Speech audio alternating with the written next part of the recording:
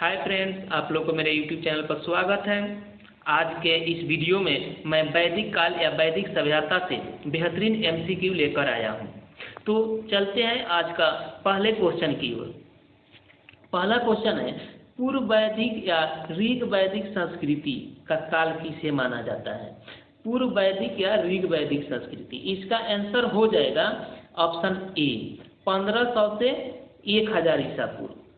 अगला क्वेश्चन है, उत्तर वैदिक संस्कृति का काल किसे माना जाता है? उत्तर वैदिक संस्कृति का काल किसे माना जाता है? तो इसका आंसर हो जाएगा ऑप्शन बी 1000 ईसा पूर्व से 600 ईसा पूर्व।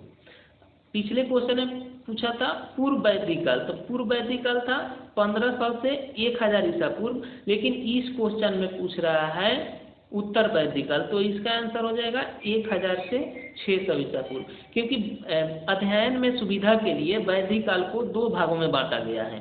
एक हो जाता है पूर्व वैदिक और दूसरा हो जाता है उत्तर वैदिक। पूर्व वैदिक का काल ए हो गया और उत्तर वैदिक का काल ए हो जाता है। अब अगला क्वेश्चन की ओर चलते हैं। अगला क्वेश्चन है, आर्य शब्द का शाब्दिक अर्थ क्या है? आर्य शब्द, तो इसका आंसर हो जाएगा बी, यानी आर्य शब्द के शाब्दिक अर्थ श्रेष्ठ या कुलीन होता है। अगला क्वेश्चन है, प्रारंभिक आर्यों के बारे में निम्न कथनों में से कौन सा सही नहीं है? यानी क्वेश्चन कह रहा है कि कौन सा सही नहीं है आर्यों के बारे में। तो ऑप्शन ए देखते हैं, वे संस्कृत बोलने वाले थे, सही है। वे घुड़सवारी किया करते थे, ये भी सही है। वे कई झुंड में भारत पहुंचे, ये भी सही है। वे मुख्यतः नगरों में निवास करते थे, तो ये गलत है। क्वेश्चन क्या पूछ रहा है, कौन सा सही नहीं है? तो इसका आंसर हो जाएगा ऑप्शन डी, वे मुख्यतः नगरों में निवास करते थे, एक गलत है। क्योंकि आए तो शुरू में बसे थे, सब ग्रामीण ही इलाके में बसे थे। आज का अगला क्वेश्चन है, इनमें से किस फसल का ज्ञान वैदिक काल के लोगों को नहीं था? इसमें भी पूछ रहा है कि ज्ञान किस फसल का ज्ञान नहीं था। तो ऑप्शन हो जाएगा डी, क्योंकि जौ का ज्ञान था, गेहूं का ज्ञान था, चावल का ज्ञान था, लेकिन तंबाकू का ज्ञान नहीं था। अगला क्वेश्चन है, उत्तर वैदिक काल के वेद विरोधी और ब्राह्मण विरोधी धार्मिक अध्यापकों को किस नाम से जाना जाता था? यानी वो उत्तर वैदिक काल में एक ऐसे अध्यापक होते थे जो ब्राह्मण विरोधी धार्मिक जो काम काज था, वेद विरोधी ब्राह्मण विरोधी, उसका खुलकर विरोध करते थे और उसके बारे में, उसके बिनाई के बारे में बच्चों को सिखाते थे। तो वैसे अध्यापक को उस समय श्रमण कहा जाता था। श्रमण ऑप्शन बी सही होगा। अगला क्वेश्चन है, वैदिक गणित का महत्वपूर्ण अंग है, वैदिक गणित का महत्वपूर्ण अंग, तो इसका आंसर हो जाएगा ऑप्शन सी शूल्ब सूत्र। अगला क्वेश्चन है, किस वेद में प्राचीन युग की संस्कृति के बारे में सूचना दी गई है? प्राचीन युग की संस्कृति के बारे में वो कौन सा वेद है जिसमें प्राचीन युग की संस्कृति के बारे में सूचना दी गई है? तो इसका आंसर हो जाएगा Rigveda. Option A is the correct answer. अगला क्वेश्चन है, निम्नलिखित में से उत्तर वैदिक काल में लिखे गए ग्रंथों का सही क्रम कौन सा है?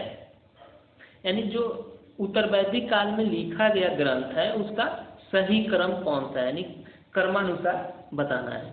तो इसका आंसर हो जाएगा ऑप्शन ए, यानी सबसे पहले वेद लिखा गया, उसके बाद ब्राह्मण लिखा गया, उसके बाद आरण्यक लिखा गया और बाद में उपनिषद लिखा गया। अगला क्वेश्चन है, वेदों की संख्या कितनी है? ये बहुत सारे एग्जाम में पूछ चुका है और पूछने वाला भी है आगे के एग्जाम में। वेदों की संख्या कितनी है? तो इसका आंसर हो जाएगा 4।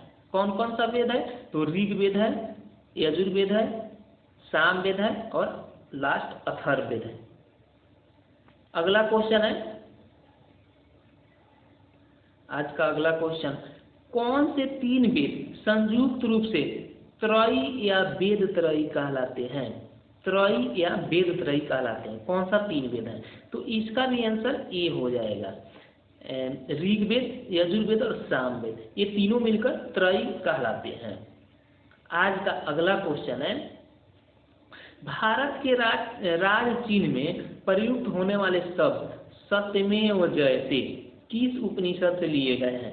इसका भी आंसर ए हो जाएगा, मुंडक उपनिषद से लिया गया है। जो सत्यमेव जयते शब्द है ये मुंडक उपनिषद से लिया गया है। अगला क्वेश्चन है आज का, ऋग्वैदिक आर्यों का मुख्य व्यवसाय क्या था? क्या पूछ रहे हैं? व्यवसाय, मुख्य व्यवसाय। आर्यों का मुख्य व्यवसाय था पशुपालन। यानी आर्य जब आए थे तो खेती कर नहीं रहे थे, केवल पशुपालन करते थे और पशु से जो उत्पादित चीज होती थी वहीं अपने खाने पीने के लिए रखते थे। आज का अगला क्वेश्चन है, भारतीय संगीत का आदि ग्रंथ किसे कहा जाता है? किस वेद को? तो संगीत का आदि ग्रंथ साम वेद को कहा जाता है। ऑप्शन डी सही है। आज का अगला क्वेश्चन है, प्रथम विधि निर्माता कौन है? प्रथम विधि निर्माता कौन है? तो इसका आंसर हो जाएगा मनु। यानी मनु को प्रथम विधि निर्माता कहा जाता है। आज का अगला क्वेश्चन है, कृष्ण भक्ति का प्रथम और प्रधान ग्रंथ है।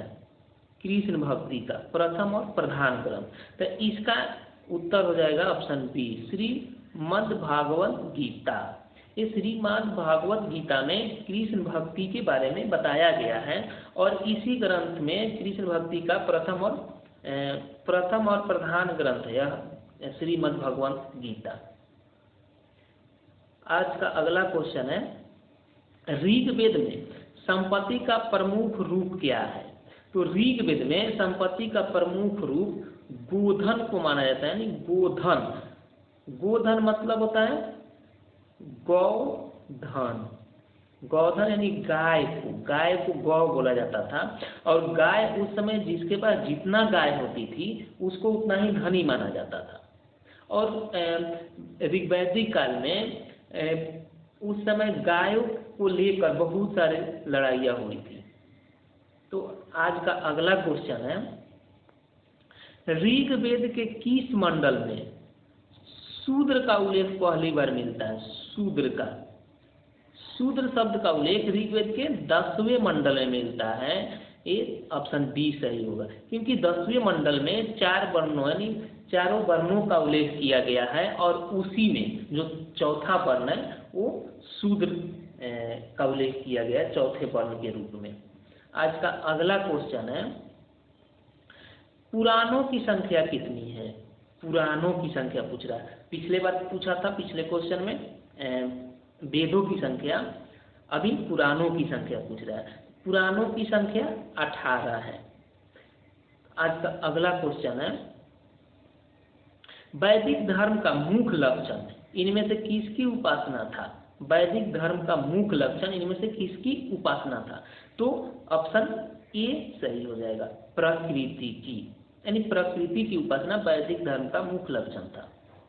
आज का अगला क्वेश्चन है, किस देवता के लिए ऋग्वेद में पुरंदर शब्द का प्रयोग हुआ है? ऋग्वेद में पुरंदर शब्द का प्रयोग हुआ है किस देवता के लिए? तो इसका आंसर हो जाएगा Indra. Option A correct answer. यानी इंद्र के लिए ऋग्वेद में पुरंदर शब्द का प्रयोग किया गया है। आज का अगला क्वेश्चन है, शूल्ब सूत्र किस विषय से संबंधित है? शूल्ब सूत्र ये ज्यामिति से संबंधित है। शूल्ब सूत्र ज्यामिति से संबंधित है। ये भी क्वेश्चन बहुत सारे एग्जाम में पूछ चुका है और आने वाले एग्जाम में भी पूछने की बहुत संभावनाएं हैं। आज का अगला क्वेश्चन है, अस्तोमा सदगमय कहाँ से लिया गया है? तो ये ऋग्वेद से लिया गया है। अस्तोमा सदगमय ऋग्वेद से लिया गया है। आज का अगला क्वेश्चन है, आर्य भारत में बाहर से आए और सर्वप्रथम बसे थे, यानी कहाँ बसे थे? तो आर्य सर्वप्रथम पंजाब में बसे थे। इसका आंसर हो जाएगा सी। आज का अगला क्वेश्चन है, सूची 1 को सूची 2 से सुमेलित कीजिए। यही है ना कि आगे बढ़ गया मैं? हाँ यही, सूची 1 को सूची 2 से सुमेलित कीजिए। एक में है वेद और दूसरी सूची में है यज्ञकर्ता। तो ऋग्वेद के यज्ञकर्ता को क्या कहते हैं? तो होत्री कहते हैं। यजुर्वेद के यज्ञकर्ता को अधार्यु बोलते हैं। सामवेद के यज्ञकर्ता को उद्गाता या उद्गात्री। अथर्ववेद के यज्ञकर्ता को ब्रह्मा बोलते हैं। यानी ए के 1, बी के 2, सी के 3, डी के 4, यानी ऑप्शन ए सही होगा। ए ऑप्शन सही है। अगला क्वेश्चन है, वेदों को अपौरुषे क्यों कहा गया है? अपौरुषे, इसका आंसर हो जाएगा ऑप्शन ए, क्योंकि वेदों की रचना देवताओं द्वारा की गई है, इसलिए इसको अपौरुषे कहा जाता है। अगला क्वेश्चन है, वैशेषिक दर्शन के प्रतिपादक हैं। वैशेषिक दर्शन के प्रतिपादक उलूक या कनाद है। सॉरी कन्नद हो गया, ये हो जाएगा कनाद। उलूक या कनाद वैशेषिक दर्शन के प्रतिपादक है। अगला क्वेश्चन है, मीमांसा या पूर्व मीमांसा दर्शन के प्रतिपादक। मीमांसा या पूर्व मीमांसा दर्शन के प्रतिपादक, इसका आंसर हो जाएगा ऑप्शन ए, जैमिनी। महर्षि जैमिनी ने मीमांसा और पूर्व मीमांसा दर्शन के प्रतिपादक हैं। अगला क्वेश्चन है, वेदांत और उत्तर मीमांसा दर्शन के प्रतिपादक हैं। तो इसका आंसर हो जाएगा ऑप्शन बी, बदरायण। वेदांत या उत्तर मीमांसा दर्शन के प्रतिपादक है। इसमें आप लोग कंफ्यूज नहीं होइएगा। पिछले क्वेश्चन में था पूर्व मीमांसा या मीमांसा। पूर्व मीमांसा पिछले क्वेश्चन में था। आपको बता दें कि वैशेषिक, इससे भी पीछे एक क्वेश्चन था, किधर गया, मीमांसा या पूर्व मीमांसा जैमिनी। मीमांसा या पूर्व मीमांसा जैमिनी। और अगला क्वेश्चन मैं आपको बता रहा हूँ, ये है वेदांत या उत्तर मीमांसा। वेदांत या उत्तर मीमांसा बदरायण, यानी इसके प्रतिपादक बदरायण है। और वहीं होता उत्तर मीमांसा के जगह पे पूर्व मीमांसा, तो उसका हो जाएगा जैमिनी। उसका जैमिनी हो जाएगा प्रतिपादक। अगला क्वेश्चन है, ऋग्वेद का कौन सा मंडल सोम को समर्पित है? यानी सोम को कौन सा मंडल समर्पित है? तो ये हो जाएगा 9वां मंडल। 9वां मंडल सोम को समर्पित है, सोम देवता को। अगला क्वेश्चन है, प्रसिद्ध 10 राजाओं का युद्ध, इसको दशराज युद्ध भी कहा जाता है, किस नदी के तट पर लड़ा गया था? तो ये इसका आंसर हो जाएगा परूसनी। परूसनी नदी को एक और नाम से जाना जाता था, ये रावी नदी के नाम से जाना जाता है। रावी को ही परूसनी नदी के नाम से जाना जाता था। और इसी के तट पे दशराज युद्ध हुआ था। ये सुदास और 10 राजाओं के बीच हुआ था, जिसमें राजा सुदास को विजय प्राप्त हुई थी। अगला क्वेश्चन है, धर्मशास्त्रों में भू राजस्व की दर कितनी है? धर्मशास्त्रों में, तो धर्मशास्त्र में भू राजस्व की दर 1/6, यानी 1/6 थी। अर्थात 6 हिस्सा में 1 हिस्सा भू राजस्व दिया जाता था। अगला क्वेश्चन है, 800 ईसा पूर्व से 600 ईसा पूर्व का काल किस युग से जुड़ा है? 800 ईसा पूर्व से 600 ईसा पूर्व का काल, तो ये काल था ब्राह्मण युग। 800 ईसा पूर्व से 600 ईसा पूर्व ब्राह्मण युग के काल से जुड़ा हुआ था। आज का अगला क्वेश्चन है, किस काल में अछूत की अवधारणा स्पष्ट रूप से उदित हुई? अछूत की अवधारणा स्पष्ट रूप से उदित हुई, अर्थात उदय हुआ स्पष्ट रूप से अछूत की अवधारणा। तो इसका आंसर हो जाएगा धर्मशास्त्र के काल। धर्मशास्त्र के काल में ही अछूत की अवधारणा स्पष्ट रूप से ऊपर आई थी।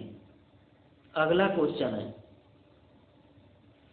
एशिया माइनर स्थित बोगाज-कोई का महत्व इसलिए है कि यानी पूछ रहा है कि बोगाज-कोई का महत्व किस लिए है जो एशिया माइनर में स्थित है।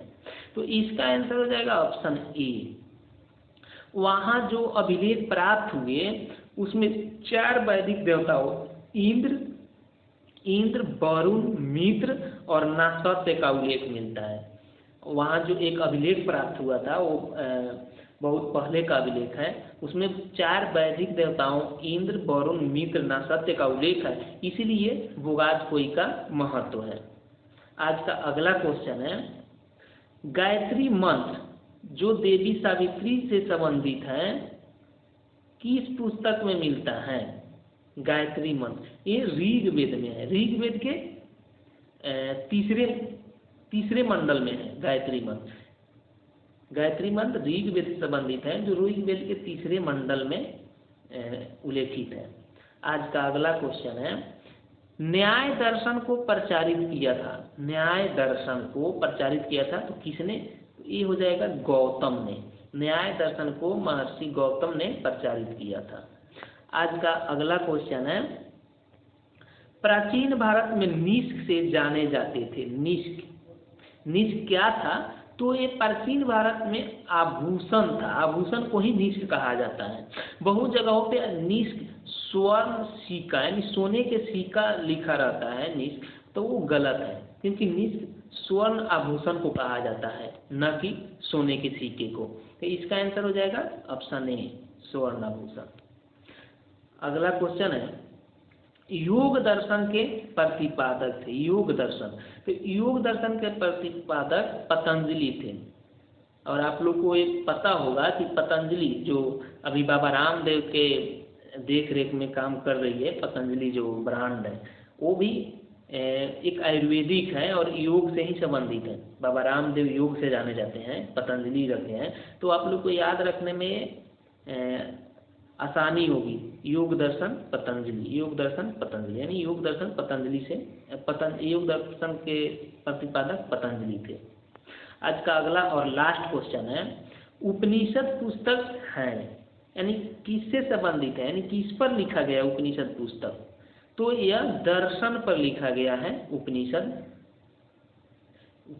पुस्तकें दर्शन पर लिखी गई यानी दर्शन से संबंधित है। तो आज इतना ही, शेष अगले वीडियो में। जय हिंद।